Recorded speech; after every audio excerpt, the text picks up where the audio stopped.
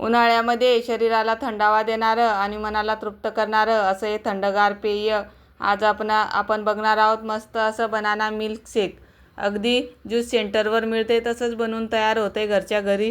त्यासाठी मी इथं फ्रेश अशी केळी घेतलेली आहेत, 1 वाटी साखर घेतलेली आहे, 10-12 मनुका घेतलेले आहेत, 5-6 बदाम आणि 5-6 काजू घेतलेले आहेत, 1 ग्लास दूध घेतले.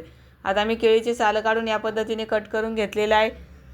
त्याच्यामध्ये काजू घालून 5-6 बदाम, मनुका आणि गरजे इतकी साखर घालून दूध इथे आपण अर्धा ग्लासच वापरणार आहोत. त्याची फाईन पेस्ट करून घेणार आहोत.